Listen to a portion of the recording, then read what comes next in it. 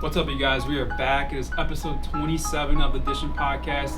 Two special guests we had on this week. We had Wyatt Russell and Rich Peete, two of the founders of Lake Hour. So thank you to you guys for jumping on. These guys wear many, many hats, from entrepreneurial endeavors to acting, producing, all the above. We got into a lot on this one. Super stoked. Let's get into it. All right, you guys, welcome back to another episode of the DISHIN podcast. We have a very, very special episode for you guys today. We talk about this a lot. We say we're going to have guests on. It's very rare that we lock in guests. We've had a very select few, but we are super stoked to have these guys on today. Let's go, boys. Episode 27. Why don't you introduce them? Let's go. We got the founders of Lake Hour, Wyatt Russell and Rich Peete, joining the podcast. Boys, thanks for hopping on here and taking some time. Thanks for having us, guys. Yeah, thanks for having us. Good to be Let's here. go. So I guess for those that maybe don't know about maybe who you guys are or what Lake Hour is, can you guys kind of, whoever wants to go first, can you guys give like a brief background as to who you guys are, what Lake Hour is, and some of the other things you guys kind of do within your careers? Yeah, so my name is Wyatt. I'm an actor by trade. Used to be a hockey player many moons ago, and our then I'll let Rich introduce himself. Hello, I'm Rich. I'm a beer league hockey player by trade. Produced movies for fun and founded Lake Hour with Wyatt. So our wives are best friends and have been best friends for a really long time, and they were always trying to get us to be friends. Like, you guys would love each other, and like, you guys should hang out. And we're like, well, I live in LA and Rich lives in New York. I'm sure he's a greet guy, but like, we don't need any new friends. Like, we're 37 years old. Yeah. It's hard to find room, with kids and stuff. And so we actually went on a family vacation a few years ago, and we met each other and we're like, we should be best friends. They were right. And we were literally like in a hot tub, kind of bonding over similar upbringings for me in the summertime around living on lakes and lake culture, and like everything that ever good happened to me happened on a lake. And obviously, like in northern Ontario, where I was raised, in the summertime we'd spend 3 months a year there, and it was just like the most wonderful place in the world, and had a lot of great childhood memories. I was going there since I was 5, and so that we and then Rich had started talking to me about like, I'd love to. What about like these drinks? Or they're a good idea, but like there's none of them that are really good. And what about this? And I'll let Rich like take it from there, because it was his like brainchild. But that's sort of in a hot tub where the conversation for Lake Hour started. Yeah. We were smoking cigarettes and having some drinks, and made a joke because I was living in New York City, in Brooklyn, and running my production company with my baby mama. And during COVID, we bought a house up on Canisius Lake, back in Western New York. Go Bills!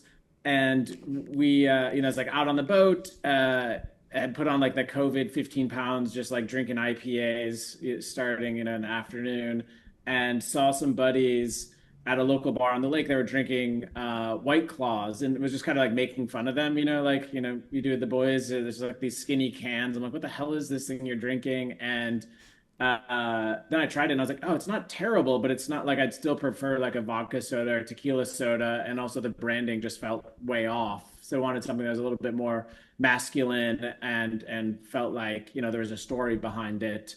So I tried all the other ones out there and couldn't find anything that I liked. They were all like really syrupy and like had like that stevia or aspartame kind of aftertaste. And then, I was hanging with Wyatt. I brought one called Lone River Ranch water that was pretty good, but that was malt based. And so we were drinking that in the hot tub, and we're just like, oh, I was thinking of starting one called Lake Water. That was like the initial name. Yeah. Wyatt's like, fuck it, I'm in. And then we're like a little like hungover the next day, and Wyatt like walked into my bedroom. He's like, so you don't want to take my number for like the lake water thing? And then Rich called me like maybe a month and a half later. I was working in Vancouver doing this like Godzilla show called Monarch, And he was like, I think I really want to do this. Like, do you want to do this? And I was like, yes. I don't have social media personally, but I was like, I think it'd be a really fun thing to try and do with you and like just see where it goes. And so we started down the road of like creating the can and creating the Rich's like background in design, and so he was like very proficient in Photoshop and all those like photo editing things. So he was coming up with all these different with the help of with another company in the beginning, and we started like honing in on like what the branding was going to be and look like. And we got with this company called Helms Workshop that really like refined it and made it what it is today. And we tried to make it obviously just on the branding side of things. Like we wanted to make it personal to us. There's a lack of personal, I think, involvement and touch with a lot of these drinks now. Like they're created in big labs with companies with billions of dollars, and they can just throw tons of money at it. And a lot of it can feel a little soulless.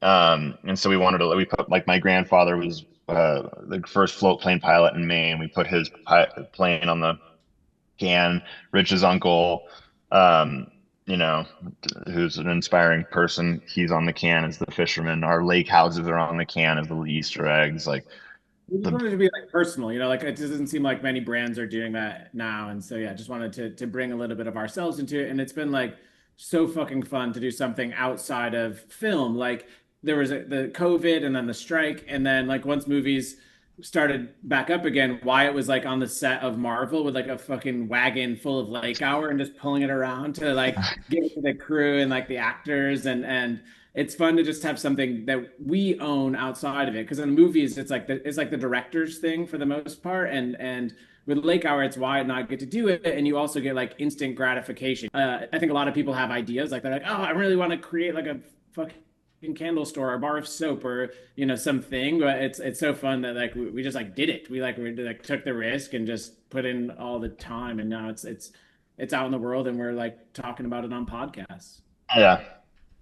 Yeah, that's so cool. I love that. And the thing that I was drawn to most was the branding, obviously, because it is so playful and fun. I think it's like a good, like almost, it's pretty similar to our brand too, like with the smiley guy. And I was gonna ask you guys about that too. So I'm glad you talked about that. I think that's really interesting. So I'm curious too, like, okay, so you guys want to start, and you kind of start with the branding and the design, which I think is interesting. Like, where do you go from there? Like, how do you start testing product? How do you start, tasting and sampling and kind of getting everything dialed in from that point? Because I really have no experience when it comes to any sort of. Yeah, especially with your guys' schedules too. I mean, you guys Yeah. sound like you're busy dudes all the time. Well, there was a strike at this point, so Oh, there was true, no yeah. work for a year.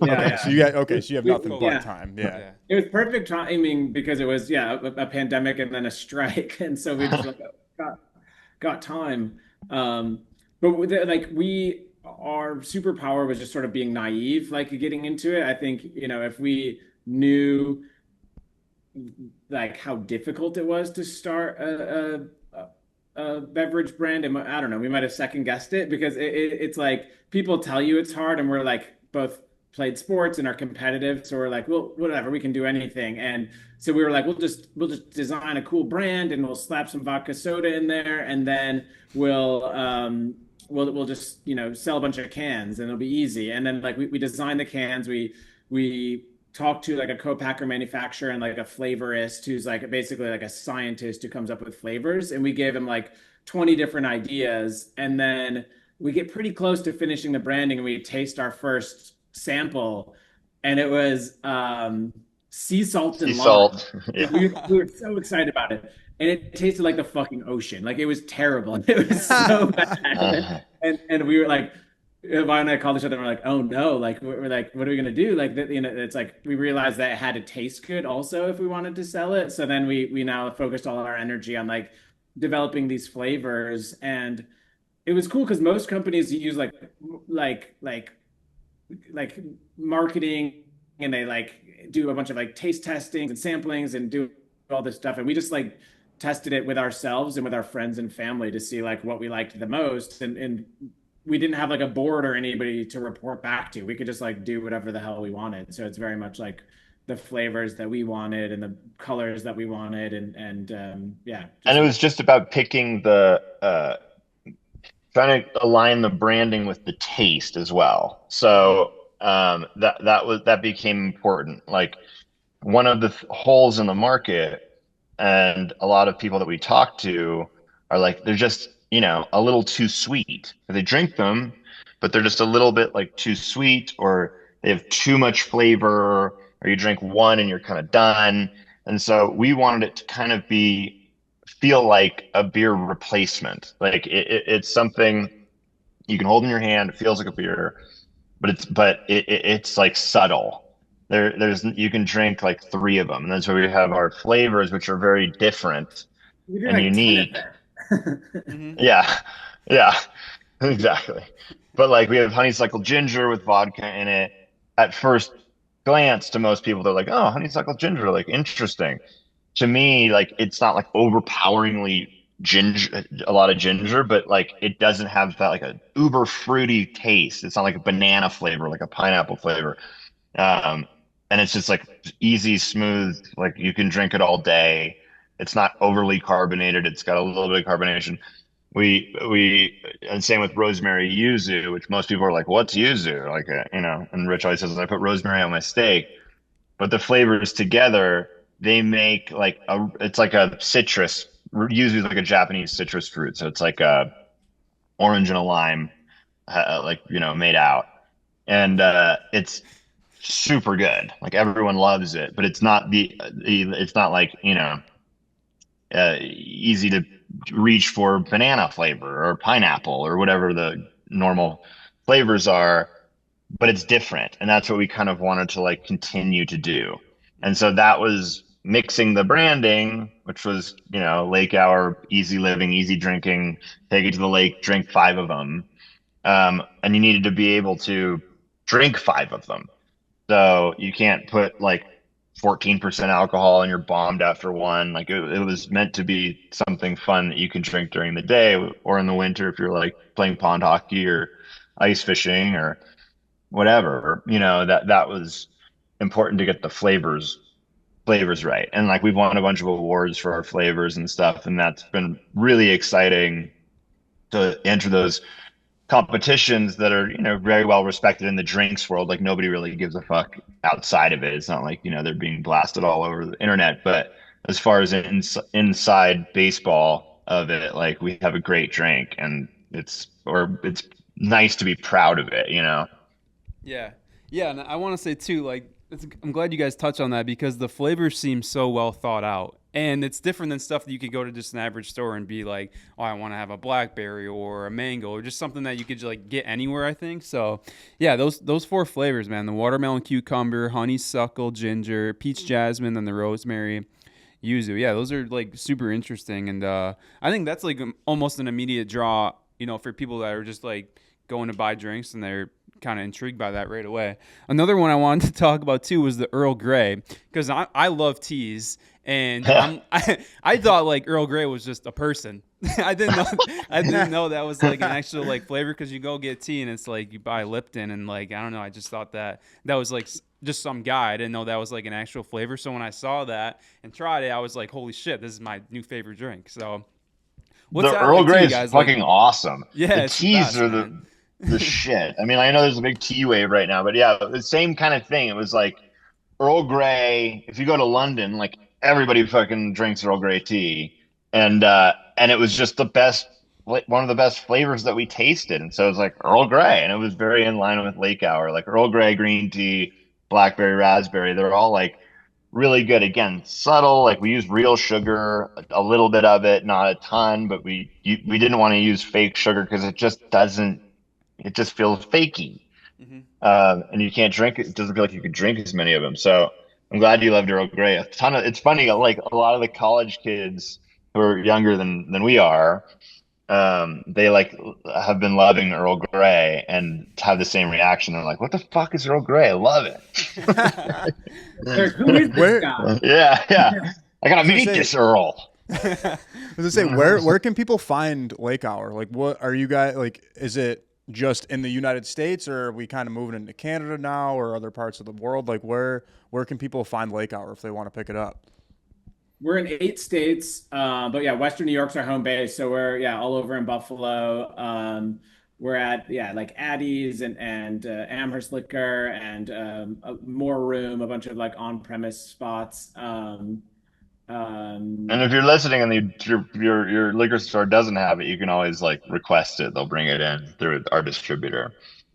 Oh, do you know Soul in Buffalo? SOL, like the new Yeah. pool Yes. Yep. there. Yeah, so our buddy Simon like opened that up, and so you can get lake hour there. And there's like we've got like a big inflatable jet ski, and so yeah, we're just trying to work with a lot of like local brands in Buffalo and Rochester and Western New York. But we're also we're in New York City. We're in like quite a few cool bars and restaurants in New York, and then also in Pennsylvania, New Jersey, Georgia. Minnesota, Wisconsin, like trying to hit some hockey towns, and yeah, just focus in on those areas. Speaking of hockey too, I know Wyatt, you played. Rich, you said you're a beer league guy, but playing hockey, like was there anything you guys learned throughout that process, or maybe people you guys met throughout that process that's kind of helped you with your acting careers, producing careers, and even like building Lake Hour too? Yeah, entirely. So I was a hockey player till I was 24. I retired in Germany. I played pro hockey in Germany for 2 years and Holland for a year. I played my college hockey in Alabama. My Cam Talbot was my goalie partner. Not Um, a big deal.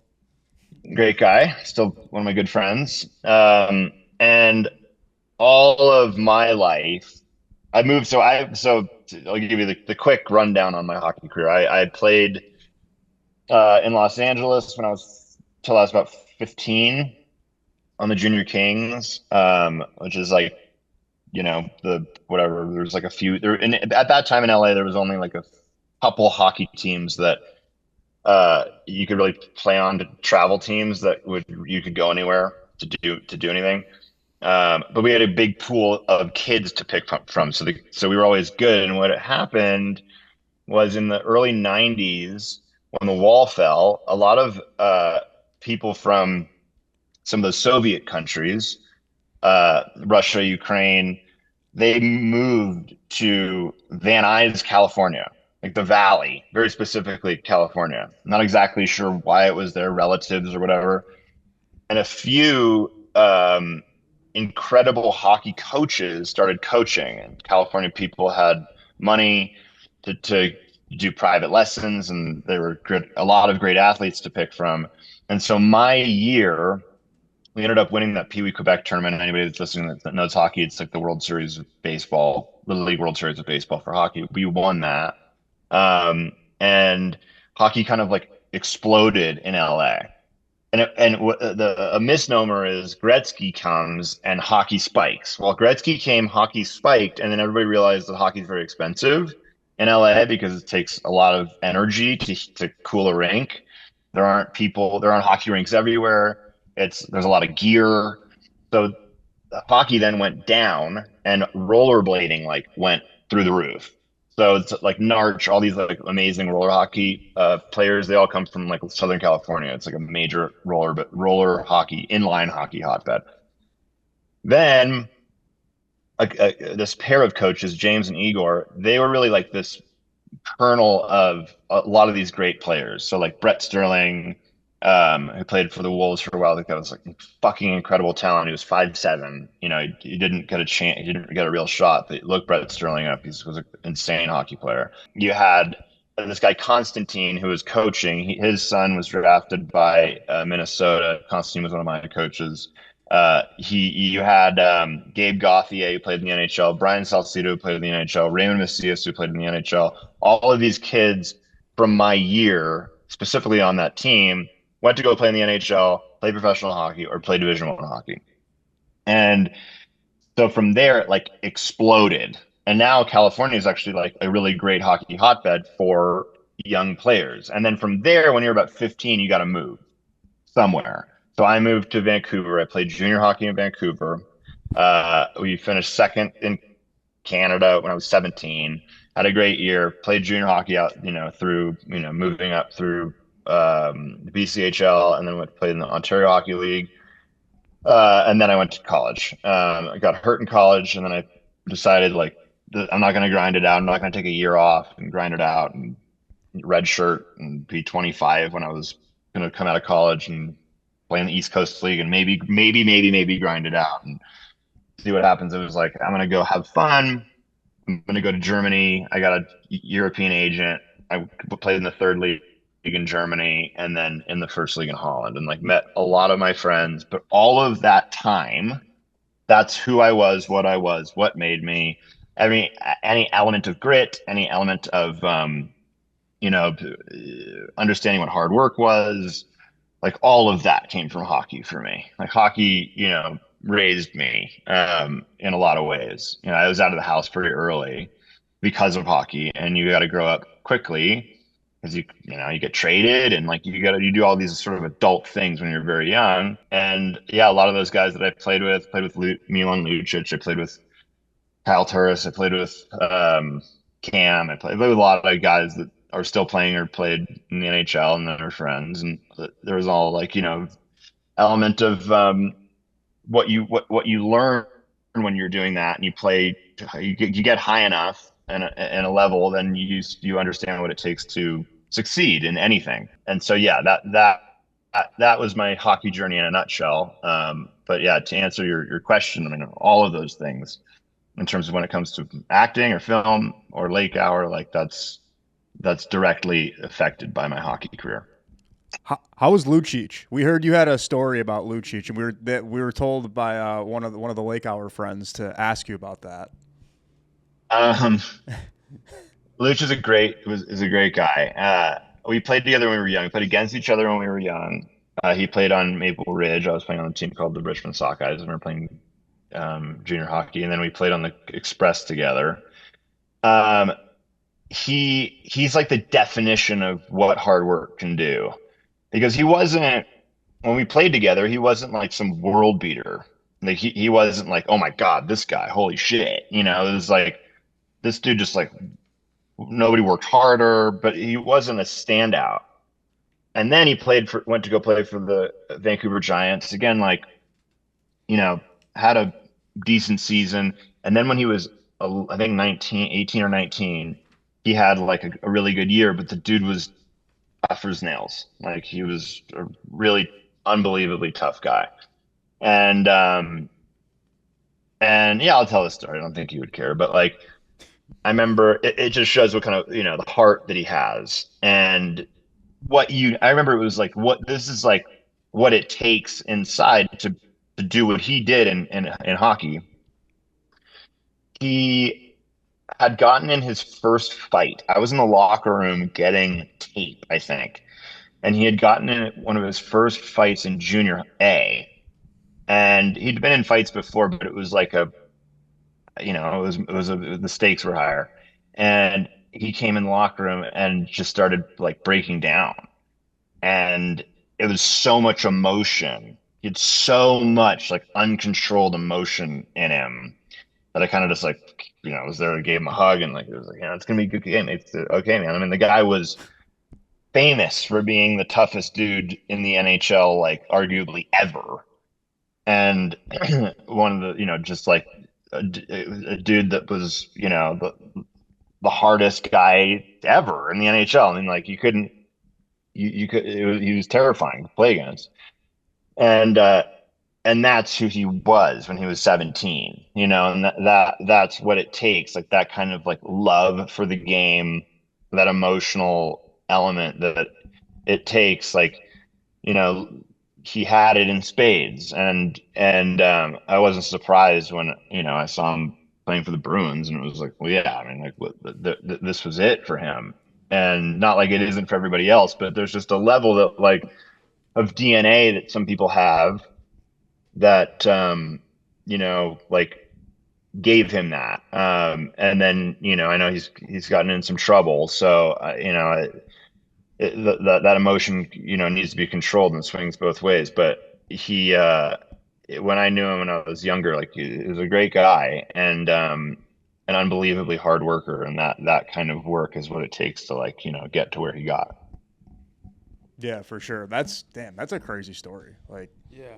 And yeah, to recap everything you said about hockey, man, I think it's so true. I think, especially what you talk about moving away at a young age, playing juniors and stuff, I think hockey really allows you to find yourself early on, who you are, and your creativity, your work ethic, your determination, passion, everything that comes from the game, I think is so crucial and allows you to kind of step outside your body a little bit and see, what kind of person you are, who you want to be, and how you can strive to be that as you get older and grow. So, I mean, we say that all the time here, just like, being fortunate enough to have hockey be our main career, the three of us. And, I resemble all that, man. I feel like I owe so much to hockey and owe so much to the game that has really helped, shape me. And I'm sure you guys as well, like how much it means to you and how much it has affected your life from early on. I always said like as I got older, and obviously I wasn't like cognizant of this when I was younger, but any kid who's 5 who wants to wake up usually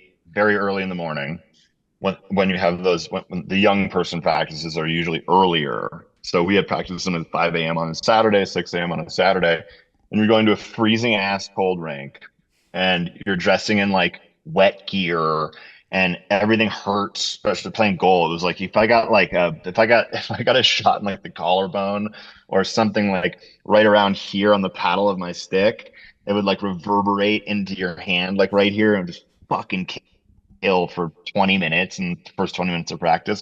If you like doing that and you go back every day and you're 7, there's something about that kind of person. It's not like going out on, not to knock other sports, but it's not the same. It's not the same lift as for a young kid, like as putting on cleats, going out and running around a field on a sunny day in summer during baseball. Like it's easy to do that. It's not easy to play hockey. So I think that anybody that like that gravitates towards hockey at a young age, like you have a very similar makeup in certain ways. So that's a very bonding element between like any hockey player I've ever met. and yeah, no, go ahead. No, go ahead. I was gonna say, Rich, did you play hockey at a young age too, or did you play like later on in life? Because we have some friends like in our group that some of us played all the way from 3 up until this point. Some guys started at, like our one buddy John, he started playing when he was like 23, and he plays with us twice a week now. So just curious. I love the like never have I ever leagues. Like, there's like a bunch of guys that have played there. But no, I played growing up, started really young. When I was in 7th grade, I was like a bruiser. I was always like the physical guy. I'd like park my ass in front of the goalie and like, slash the back of your legs and deflect the goal in. And when I was in like, I think 7th or 8th grade, I checked somebody behind the net. I went down and a kid tried jumping over me and his skate cut my wrist right there. So it's hard to see it. Yeah. But Oh, wow. I thought I was going to like fucking die. And he cut my median nerve in 3 tendons. So it was like a really long recovery process. And my mom was like, no more hockey. And so I think I was off for like a year recovery and then maybe like another half a year. And my mom went out of town with some friends and my brother and I convinced my dad, like we like emptied our piggy banks and like convinced our dad to like take us to hockey sign up while mom was out of town. And so again, like starting back again in like 9th grade and then played through my senior year. And then I went to college down in Savannah, and there's just no hockey down there at all. And I would not have made a college team, but took some time off. And then when I moved to New York City, I just played a bunch of pickup there, and yeah, I still play. We have a lake hour team that plays in Buffalo, and then we have another lake hour team that plays in Rochester. And Wyatt came and skated with us last year, and I checked the goalie. We have a video of it. We should post that video. But reminded me. It's his fault. Yeah, we'll get a vote on whether whose fault it was. I wasn't looking. Didn't you get the call up for the Lake Hour team? Yeah, that's how I got connected to the Lake Hours. My buddy Nick Metchell, who plays on the Buffalo Vibes team out here. Oh, I played on his team. Yeah, last year. Right. So awesome league, dude, and it's just so much fun because you get a wide variety of age groups and just like skill levels and stuff. It's just it's a draft league too. So a lot of fun. It's an awesome league to be a part of in Buffalo. Wait, so when hockey ended for you? Go ahead. Another like good video clip that like it really broke my brain when you told me this one was the Zegras story. Do you guys Oh, remember right. the So, blindfolded in yeah. we So, scored the blindfolded goal an in the all-star seals. game. Yeah. So I got a call from the NHL. I know some people in the PR department at the NHL, they ask you to do things every once in a while. And I'm always happy to do things for the NHL because I, I like promoting the hockey and the game. And they were like, "Hey, we want you to come and do this celebrity NHL shootout." I was like, "What the fuck is that?" I've now my last hockey game. I broke my hip in Holland. I recovered. I had to get a surgery. I didn't want the surgery. I knew at 24, I was like, I'm done with this. I'm moving on in my life. I got what I needed out of hockey at this point. I was in Holland. I want to go home and I want to start, a different career. Um, and I gave away all of my pads because I didn't want to pay the extra bag fee on the way home. Like you got to pay your bag fee because you're bringing all your shit and you have a huge bag full of hockey gear as an extra bag. It's like $260 or whatever. And I was like, I don't want to pay this fucking bag fee. I'm never going to play goal again. So I signed away all my gear, gave it to kids. I just kept my helmet. And so I played out. When I go play beer league, I play out. Like I don't play goal anymore. It's fucking, I'm done. I was like, I did it. And, and, and, and so, but they called me and they're like, we want you to play goal. And I was like, I haven't played goal in 14 years. I haven't put on goalie skates or taken a shot in 14 years. Like, and they're like, it doesn't matter. It's fun. And I'm like, well, it matters to me. I was like, I don't want to be like, this is what I did. I'm not like a shithead, like loser who didn't do this for real. Like, this is my life. So then they were like, well, and I was like, I don't even have pads. And they're like, well, we can help you get pads. And they're just like kind of forcing me into it. And then it was like, well, Cam made the all-star team. Cam Talbot. And so I was like, well, fuck, that'd be kind of fun to go back on the ice and be like, look who it is. Uh, and so I was like, all right, fine, I'll do it. I didn't have pads, so I called Bill Ranford was my goalie coach for a year in Coquitlam. I called Bill. He was the Kings goalie coach at the time. He still is the director of goaltending at the Kings, but he was the goalie coach on the ground at the time. And I called him and I was like, hey, you know of any pads I can borrow? And he was like, sure, come get my stuff. It's at Toyota Center. So I drove down to Toyota Center. Bill had set aside his like pads. I walked into the Kings locker room. I like took all of Bill's shit, like everything, and I got Teddy Purcell, who's a friend of mine and a good friend of my cousin's, to come out. I was like, you just gotta like shoot on me. I played against him in the USHL. Teddy played on the Kings for a while. He played in a few different places, and I got on the ice and I was like, okay, I still, I got it. Like I made a couple good stops. I know where I am. And the next morning I woke up and I was like, my legs were going to fall off. Like it was No. I was a disaster. And I was supposed to go play in like 3 days. So I didn't put on skates again until I went on because I was going to get hurt. And they put me on with Trevor Zegras. And so you do this morning skate and they go over the trick shot that they're gonna do. And like Swaggy P, he's like a trick shot guy or whatever. Yep. I On think we were on the Instagram. bench for this. He was like helping Trevor with doing the move, like choreographing what he was gonna do. And so they were going over it and it looked cool. And I was like, okay, he's gonna pick up the puck and he's gonna do the pick up the puck thing. But then they're like, we're gonna blindfold you when you do it. And so they go over the move, they go over the move, they go over the move. And he's gonna do it blindfolded. And I was like, this is fucking if he even gets it anywhere near the net, it is a miracle.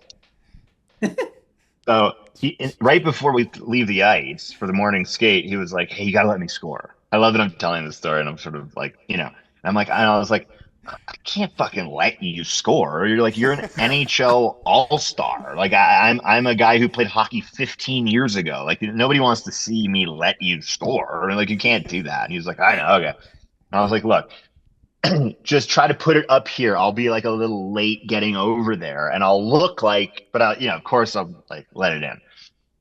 Okay, fine. We get to the day. There's like all the people in the stands. I walk down from my gear, get out there, and he's now putting on the blindfold, and I know exactly what he's gonna do. So at the last second, I was like, "Fuck this guy!" I'm like, "I'm not gonna let him score." Like, no way. So, so he picks up the puck. He's blindfolded with cheesecloth, so it's not really blindfolded, and it looks like he's blindfolded. Picks up the puck. He skates. He does his little move, and then he does this like one-handed. You can look it up on Instagram or YouTube or whatever. Oh Does yeah. this one-handed thing. And like I top know. 10 weeks. Oh yeah, it was like yeah. He pulls off just the move, which I was like, holy shit, he did it. But now I'm getting over to the spot early because I'm going to save it. I know exactly where it is. He pulls it off, and I see his head look up, split second, and the fucking guy, because he's a born DNA goal scorer, throws it the other way over my right pad, back far side post, and goes off the post and in. And it was like it was like, well, that's why you're in the NHL, and I never played in the NHL. Like it was so natural and incredible that he knew where he was supposed to go. He saw me there, didn't even think. He reacted to where I was and threw it the other way. And it was on like Sports Center, like top 10 for 10 weeks of just me just getting burned by Trevor Zegras. But it was an incredible fucking move. I couldn't believe he pulled it off. And this was at the Vegas All-Star game, right? Yeah. Okay, so Yeah. crazy story for you.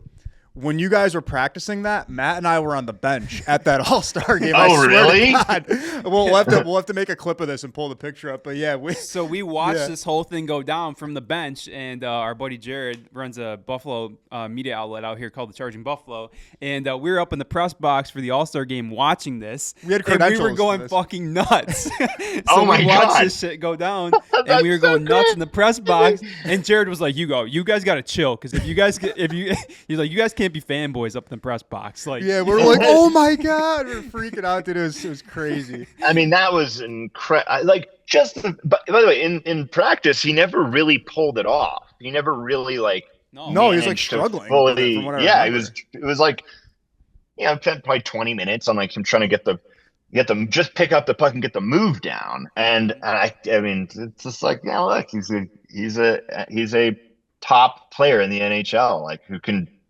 do whatever he wants with the puck. He's basically playing lacrosse. Yeah, it was just wild. So yeah, What a small world. That's yeah, crazy. awesome. I know. That's so funny. He's a good dude too, man. Like he stopped at the shop during the hockey season when they were in town. Like damn near half the Anaheim Ducks came to the shop for like 2 hours. Oh, really? I think that was the game that, or he didn't play that game because he got into a fight or something. So and he was suspended, right? Or, yeah, we were all chilling in the back. Derek, you probably remember this too. We were all chilling in the back, and I was like, Vetrano, McTavish, a bunch of guys were like looking through the racks and stuff, and Zegers was back there, and all of a sudden he just kind of walks out to the front of the shop, and he's just like sitting on the couch, and we're all just like shooting the shit back there, and we're like, where'd Z go? And we all got out here, and he's like, yeah. I'm like waiting by my phone. I'm kind of expecting a call, and it was player safety, and he was like waiting for the player safety call to see like how long he's going to be suspended for. Like how much money he's gonna have to pay him. Yeah, so it was kind of Yeah. funny. Yeah, just funny timing of when he was here, just kind of hanging out with the boys. Yeah. Yeah, Yeah, he what a seems like story, he though. seemed like he had a good way about him. He seemed like he was a good dude. Yeah, for sure. That's hilarious though. So I have a question, and you might get this a lot, and you might look at me and be like, dude, you're an idiot. But I probably could have Googled this, but is your dad Kurt Russell? Yeah, yeah. Been my dad since the day I was born. Okay. Damn, that's sick, dude. Like, I'm just gonna say, your dad's a legend. Like, I Totally, he's a great guy. He was a professional baseball player wow, before I he didn't know became while he was an actor. He was kid actor, but his dad, his name is Bing Russell. He was an actor as well, but he was also a baseball player. My whole family is baseball players. So I was supposed to be a baseball player. I was a baseball player. I just liked hockey more. It kind of like fit my personality. But my dad played for the Angels and the Padres organization. He got hurt. Kind of a weird family, I don't know what you call it, thing. My grandfather played pro ball. He got hurt when he was 23. He got hit in the head with a baseball and went into a coma. My dad got hurt when he was 23, turning a double play, tore his rotator cuff, and I got hurt when I was 23. And I tore my hip and broke my my hips. I have a hip condition, so we all got injured in our sports the same exact year, and then went into film and acting, which a lot of it directly correlates. But like, yeah, it was a weird kind of thing. And then I was supposed to be a baseball player. Like baseball is runs very deep in my family. There's a cool My documentary that Wyatt's cousins made called "The Battered Bastards of Baseball," and it's about like Wyatt's granddad working with the what was the team called? It was like a Portland Mavericks that are it's that's sort of kind of like like a bad boys of triple A baseball. yeah, and the you watch the documentary, but it's about changing. They changed the rules of Major League Baseball. Like Major League Baseball had to like actually change its entire structure because of this team and the way. Anyway, my grandfather was a Southern California baseball guru. A lot of guys he coached. A lot of guys came up through my grandfather. His godfather was Lefty Gomez. So if you know Lefty Gomez is on he has a bronze bust in Yankee Stadium. He's one of the legendary Yankees, and he would hang out with when he was young, like Mickey Mantle and Roger Maris, and like Lou Gehrig was one of his like mentors, and so Lou Gehrig, kind of a cool thing, hit a home run in spring training, broke his bat. My grandfather was the bat boy for the Yankees in spring training. Goes and gets the bat. Lou Gehrig, when he comes home, he's like, "Hey, Bing, keep the bat," and so he keeps the bat. Well, that ended up being Lou Gehrig's last home run at bat, and my grandfather had that bat. He gave it to Matt, my cousin, who played for the Mets and the Braves and the Cubs. He had a long, his Matt Franco. He had a long Major League Baseball career. He kept it, and then he was like collecting dust, and they were kind of like, this should be like in Cooperstown or something. So they auctioned it off. It was one of the highest ever auctioned items at Christie's Sports Memorabilia, and I think now it's in Cooperstown. But yeah, a lot of fun, interesting baseball history with my family, but no hockey players. I was the first ever. My dad was like, "Why do you want to play hockey?" I was like, "I love it. I love it." And so that I became a hockey player, and then we'll see if any of my sons have a proclivity for sports, but it sort of runs in the family. Wow, I never Kurt's knew also that. a big Lake Hour fan. He's He drinks a lot of fucking Lake Hour. I went in the fridge the other day, and I was like, "The fuck?" I was like, "I just wanted like I wanted a drink," and I'm like, and a couple of friends had come over, and I was like, "Here, I have some Lake Hour." And I couldn't find one of them. And I had had like 8 packs. I was like, where are all these lake hours? And my dad was like, "Yeah, I've been enjoying the lake hours." And I was like, "You drank all of them."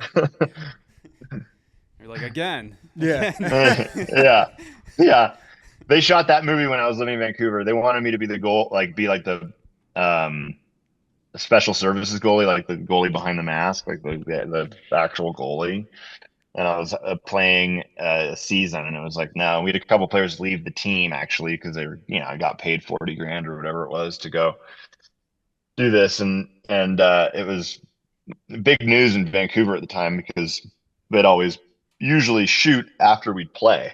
So a couple times they'd shoot in the rinks that we played at. So I would go to Abbotsford or whatever we'd play, and then half the stands were the crew, and the crew were watching the game.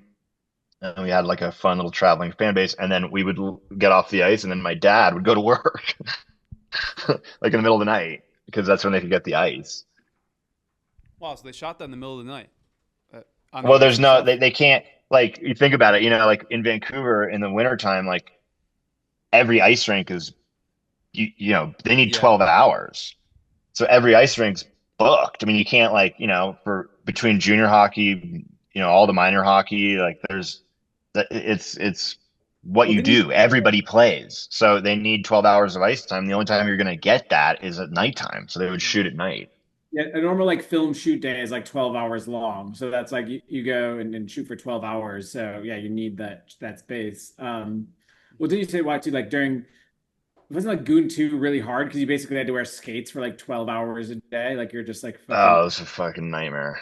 It was such, so they were like, "Oh, we'll have like your double do this." And a lot of this stuff I was like, the actors would the doubles would shoot in the morning, so you'd shoot like 7 to lunch, and then lunch after lunch it would be the actors doing it. So the actors were really only, and there was a lot of hockey in that movie, so the actors were really only working half the day. And I was like, well, fuck. I was like, I don't, let me do most everything. Like I can pretty much do whatever you want me to do. And then you can shoot me all day and have a lot of options, and you don't have to like cut away from me and what, just making it easier on the director. And and like I was like, I'm having fun. So I would get in my skates, and so when you're working, like you can't just like get in and out of your skates all day. Like you have to, you work for 45 minutes, and then you might have a little break, but the break's 10 minutes while they set up a new shot. So you can't really like get in and out of your skates.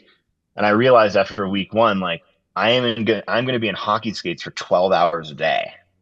And by the end of the movie, like my feet had bled, and I couldn't feel my like right side, like the left half of my right foot. So basically from like my big toe up to my ankle over was numb, paralyzed for like a year.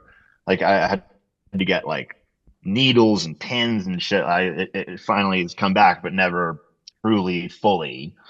And I realized like that was probably a very bad idea to to be in skates 12 hours a day. Like I do not recommend it. I was being cavalier because like I was like, ah, yeah, fuck it. I like, oh, well, it's hockey. And Long then days I on set paid the too. price. Long, really Very long. long. Yeah, really long. It gets time. It definitely gets tiring because you have no life either. If you can't go out. You're not doing anything. Like it's just all day. We were shooting in Barrie. If anybody Oh yeah. listening knows Yeah. where that is. But yeah, it was fun. A lot of that, it was fun. The first day on that movie, I was like sitting, we were in a bus, and I sit down and just to like do a scene, and I look over, and this guy Dylan, who had known from playing hockey, I was like, what are you doing here? He's like sitting across the thing. He's like, I'm on the team. And so a lot of the guys, like probably like 7 or 8 guys that played on the other teams that filled out like the players on like other teams, like I'd all played with. And so it was fun to be back then. We'd have like shinny games at lunch, and it was good. A lot of the guys played in the WHL or had played in the OHL, or they had good hockey players out there. So it was fun. That's cool. Rich, what about you, man? Like producer, Don, I know you said like earlier today you were gonna be moving to Vancouver until December to film a movie. Like what is your Yeah, what has your career moved been out like Monday. in that? Yeah, I used to work in the art department, like the props department, and then I started a production company. So it's called Neighborhood Watch. We do a lot of commercials, and we just had a movie that was in theaters called The Legend of Ochi, which is with Willem Dafoe and Finn Wolfhard, and it's like has this little puppet animatronic creature that a young girl finds and tries to bring back home. Um, this one, I moved to Vancouver actually on Monday, so yeah, just a few days, and we're shooting a film called October, and the director is Jeremy Saulnier, and it's like Halloween meets The Fugitive, so like a action kind of like genre horror movie. That yeah, it'll be fun. 52 shoot days, so we'll be up there, and as the producer, I like work with the director to develop the script and help cast the actors and hire the crew, and then just keep everything like moving on set while we're up there. And for those that like don't know too, when you're doing those 50 shoot days, what does turnaround time look like for that post production? So when I say post production, for those who don't know, like editing, like how long is that process like? Or do you guys have a certain window that you're gonna have to work within? So say after those shoot days, your movie's gonna be due 6 months after all those shoot days, or do you guys are you just gonna basically edit it until it's done the way you, the director, and everybody else that's kind of in that role, Each how film you is guys want to different. do it? Yeah, each film's different. So this one was with A24, and Nice. the movie's called October. So the hope is to like put it out next October. So it's kind of like a hard deadline there. But other films like Ochi, we edited that for like probably 2 or 3 years because there was a lot of visual effects, and yeah, each movie is different. So it depends. Like it could just be like a budget constraint, or maybe you try to hit like a film festival deadline, or you have a release date. Yeah, each one's different. But yeah, this one will be about like a little less than a year of post production, which was sort of quick for a movie this size. So are you like kind of like Wyatt too? Like, do you act too, or are you mainly more kind of Oh, behind Rich the is an scenes actor. producing? Really? Have you seen our commercials? Yeah, no, we did like a commercial shoot recently, and Wyatt made me be in it with him, and it was so fucking hard. It was like I feel, just like in like talk to a wall or whatever, and then I'd have to say like, what was that when we were trying to say like, "Howdy, Rochester," and like they'd be like action, and I'd be like blah blah blah blah, like I was like this sucks so much. But it was actually fun, and it's hard. I know I don't act, and no, I don't. That's not for me. But I had fun doing it with Wyatt, and it's nice like just knowing we could always cut to him and whatever he was doing was great. So if I was like messing it up, I wasn't sinking the ship.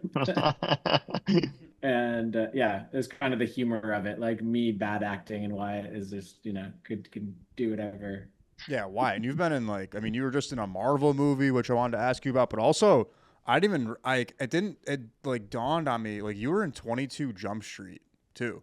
Oh And yeah, like there's many, that many scene with moons you and ago. Jonah Hill, like with like it was like the hot dog or like mustard or something. We'll have to run the clip, but um Oh yeah, God, I don't just even remember.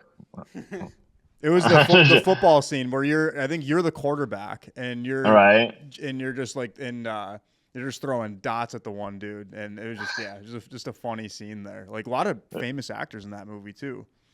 Yeah, there was a lot of Jimmy Tatro was in that, who was like one of the first YouTuber guys that was in a movie. And Well, Avengers, you have like most like every famous actor, like yeah, it's literally it's it's Avengers is wild. wild. Yeah, Yeah. when you're like on the Avengers set, you're like, holy shit, this is crazy. But the yeah, the Marvel movie I did was Thunderbolts. I guess now technically the New Avengers, but it was called the Thunderbolts, and it was a blast. I had a blast doing it. It's very those movies are obviously very active and there's a lot of physicality. I enjoy that. Um, and the movie was really very well received. It was a really good movie. Proud of it. This last one you just worked on, when did you guys start filming that? Ooh, we started filming that in 2023, and then it went into 2024. Um, so yeah, we started filming it probably a year and a half, a little over a year and a half ago, maybe 2 years ago. I honestly remember. I feel like Um, that's a pretty good but turnaround time for a movie that like was very that. short. That was very short for Marvel. They have to hit these release windows. So like they set the release window before they even like make the movie. So the release is like July 17th, 2027. Well, then they start making the movie and whatever happens, happens, but they were trying to hit that release date. And so like all of the post production, all of the, they got a lot of effects to do and all that stuff. Like they jam through that. Usually it takes a little bit longer because they have a lot to do. But now with technology and stuff, they're editing they're editing it all and creating they call them assets like while they're doing the movie. So it's all happening like simultaneously. So it's not sort of can cut down the lead time, but it's still everybody's like working until the last second to get to finish the cut. It's pretty crazy. Yeah. I don't know. I always like, I don't know. I'm big in like video production and things like that. And I always just admire anybody that spends all that time in post production because it's not like It's not glamorous long, work. grueling hours in that. Yeah. Yeah. Yeah. Appreciate you guys taking the time. And like Matt was saying earlier, we'll have to, when you guys are out in Buffalo, we'll have to get you guys to the shop, show you guys around and Yeah, for grab a sure. drink. I've got one more question for you guys. Any advice you give to your younger self? Maybe we got some young entrepreneurs or young creatives out there watching this right now. What would you say advice to your younger self that you guys would give? My younger self, I'd just say you have to follow your gut. People say that all the time, but it's like just do it. Just follow your gut, and you know, keep on the straight and narrow, but say yes. And it's amazing what you can do. Like you learn every time you fail. So say yes to stuff, and as long as you work as hard as you can, it might not work out exactly the way you want, but usually something good happens. I mean, that's like the only advice I really live by is like, I've failed a million fucking times. Nobody sees it as much as I do, but like they really only see your wins for the most part. People who pick apart your losses, they're not the ones doing anything either. So fuck them, whatever, and you just do it and see what happens. That's it. That's like the general rule of my life. Yeah, it's very similar. Yeah, I think say yes, don't be afraid to fail, and kind of like know the line of like sometimes things get scary, like it's not gonna work, and just knowing, following your gut there, and just like seeing it through, or knowing like it's time to pull the plug and try something new. But just giving it the full try and giving it your all, and make sure it's something you like believe in. Hell yeah. Right on, boys. Nobody knows of all my failed businesses. It's just Lake Hour and Neighborhood Watch. Exactly. Ones that work. Yes, sir. Sweet. Well, one last time, can you guys give a quick shout out to like where can people find Lake Hour? Plug your socials in here, all that good stuff. Oh yeah. You can follow us on Drink Lake Hour on Instagram. We do a bunch of fun stuff there. You can go. We also have like awesome merch that I kind of love actually wearing. And hats and t-shirts and like every day. It's Lake Hour head to toe. Yeah, it's like a lot of Lake Hour merch stuff that you can find on the website, lakehour.com. And then as Rich said, we're in 8 states, but really like Western New York is our home state. Find a liquor store near you. If you don't have it, like you can just ask. We're with Try It and Lake in Western New York. Our goal is to really like, hit it hard where home is, and that's home, and so and everywhere else as well, but obviously like that's home base for us. Yeah, Western New York's been great to us, and like, is our home. So we appreciate all the support, from you guys and everybody else. And we'll send over, we have like a fun little promo video that we can show you guys too, that we put together. And we are looking for like local like brand ambassadors in like Western New York, Buffalo, Rochester. So anybody listening, feel free to reach out and just help us spread the good word of Lake Hour. Yeah, you can howdy HOWDY at lakehour.com is the website you can like reach out to. We try to respond to people, and that's sort of the general inbox for for Lake Hour. Let's go. Or feel free, you can text Wyatt. His number is 310. Say next time we're on beverages, we'll have to bring Lake Hour because we always do this thing for men's league where someone's always on beers or alcoholic beverages every week. So it's always randomized. It's a great post beer league drink, to be honest. I mean, it is fucking. It's mostly water. Lake water. Yeah, a lot of the fellas hang around and drink. So this will be good that they can just kind of kick back and chill for a bit and drink more than one.